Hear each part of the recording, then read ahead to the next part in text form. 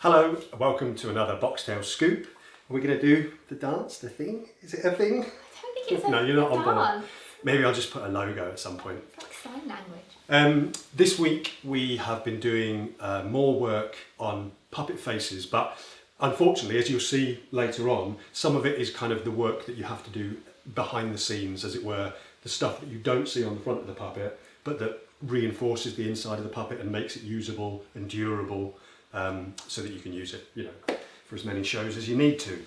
However, fortunately, you've been working on something a bit more visually exciting. Yes, I've been making a beard. Yeah, we've had hair on top of the heads, and this week it was time for hair on the chin. So this guy, who you may remember from the previous vlogs, he had long bits to his face that you'd put on, hadn't you? And with a view to him potentially having a beard, has now got a beard and moustache.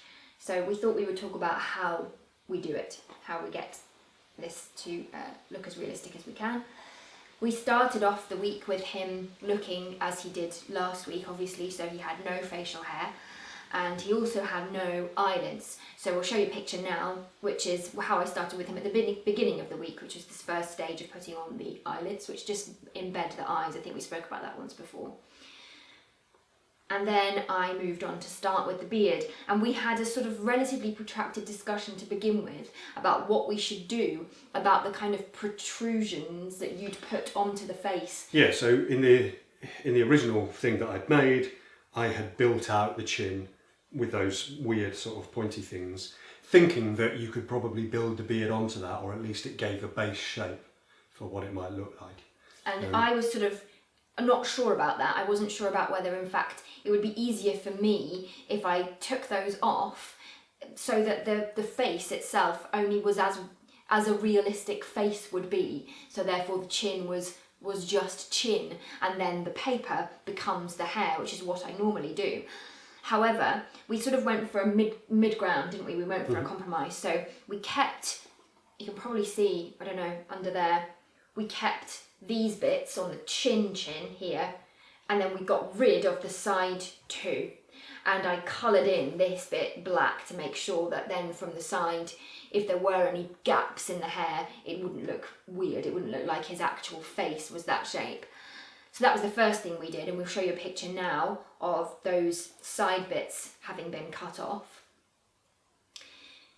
And then for me, the next stage really is to give him a base beard before the detail goes on. So I got some larger pieces of black paper and covered the chin, and then started to add, which you will have seen in that previous picture. Actually, you'll have seen one side still had just the base beard. And then I start to use little strands of paper to make the texture, and that's the painstaking bit really. So that's why it takes quite a long time. It has taken me most of the week. Yeah, so you'll be able to see when we show a closer view of him that it is all individual strips of paper, and they've all been shaped by you individually as well. So the wavy effect in all of them is each one is done individually. Yeah, so I spent quite a long time, usually at the beginning of the day, cutting out little strands of paper like this, which have a wave to them, so that they will naturally have a nice bit of movement on the face. But then with PVA glue and then a skewer, which it is quite fiddly, I get the kind of bends and the folds in the hair on his face so that it doesn't fall flat. I mean, you could cut those little bits out and just stick them flat to the face, but it would be a flat object then. It wouldn't have the kind of the same.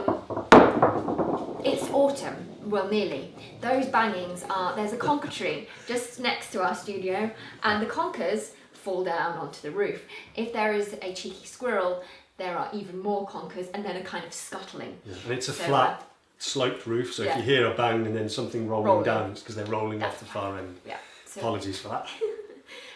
So back to the beard. So yeah, so they get lots of their individual bends, and then once they're actually stuck, they're pretty hardy. Actually, this is all quite solid. It's tougher than you expect. Yeah, I mean, when it has to be packed for touring and for travelling and stuff. We'll be careful with it, obviously. Of course, yeah, we're always careful with them, but actually they're hardier than you might think. Yeah, and so for the sides, well, even though we took off those actual physical side bits of the face, I could get the same bend in the paper, which is then held. Oh my goodness, it's really raining conkers today. Then I moved on to the moustache. So the next picture you'll see is the base moustache that I put on. So I cut out thick bits in the exact shape that I wanted them to be and stuck those onto the face. So that's this next picture. And then again, you don't want solid, you don't want sort of solid bits like that. That's not how your hair looks. So then what I did was I feathered them up. So the next picture you'll see is the top, the sort of very centre of the moustache having been feathered so that it then has the strands. And one of the other important things that I made sure I did is cut the edges that are stuck to the face in a little shape. Because again, when things are stuck, you know, the hair follicles effectively coming from your head, it's not a solid line. It's going to be a little bit wavy, and it just adds to the sort of... Yeah, I mean, I think the nice thing is that it looks appropriate for the face, and that's what's important about it for all of these hairs. Like if you were just to stick something flat on, then obviously it looks fake and lifeless, and it has no depth, it has no movement. But if you were to do it, you know, if you were to stick real hair on, then it would look equally weird because it's not in keeping with the aesthetic. Yes, that's very true. Of the puppet's face. So this is, you know, this is that sort of perfect middle ground where it looks like it's his hair, it looks like it belongs to him. Yeah, absolutely. So then that was the next bit of the moustache, and you'll see the final photograph is almost just before I put the final touches. So that was when the moustache was just black, and then I added in, as you can see now, the grey, little flecks of grey in it to match the beard. You've done the eyebrows, the eyelids, as you mentioned before. And I haven't given him eyebrows yet, I will. What else do you envisage for him? Well, I think... So we'll definitely have some eyebrows, because people seem to like the eyebrows on the other puppets, and they do seem to work nicely. Yeah. And then I think, I'm in two minds. I think he'll either have an equally kind of relatively luscious head of hair that will then join up with sideburns to the beard, or not. Or he'll be bald, but maybe with a couple of sideburns. I think I'm leaning more towards the relatively luscious head of hair, probably with a slightly receding hairline. I think if I maybe give him a slight widow's peak, that might be nice. That's what I was just about to say, yeah. So that will be next week's job, to take the hair further onto his head. Looks great. I mean, it looks absolutely great. And I'm glad that, even though it was a bit weird, that we, the shape of it. The good thing about the fact that you'd done that in the first place was that I had something to go on. I kept referring back to the picture of the face that Noel had originally made because I really liked the shape of it, and then the hair had followed the shape. So looks great. Yeah. This week, like I said, I have been doing some more kind of behind the scenesy stuff. So you'll remember this little chap from before, and you'd already done a lot on smoothing over his face. Giving him some eyelids. Basically, it's just a case of filling out the back, making sure that it's as tough as the front, that everything's covered, that all of the bits that we need to be strong, these little loops that allow us to move the mouth and to operate it, are also solid. So I've done that for that one, and also for this very weird looking fellow here. He's not been smoothed over on the front yet, so that's the next job. Started to cover out the back.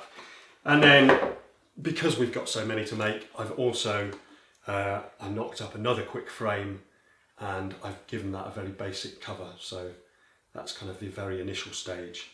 And you can see on the inside that all of the frame there is still bare, so he needs covering on the inside too. So yeah. Making progress, still got a fair few to make, but I think actually we might be nearly there with all the heads, and then we'll need to start working on the bodies, which is going to be interesting. It's going to be great, actually. I'm quite excited about that, because they've all got so much character individually. I'm quite excited to see what else we can give them with the bodies. So yeah.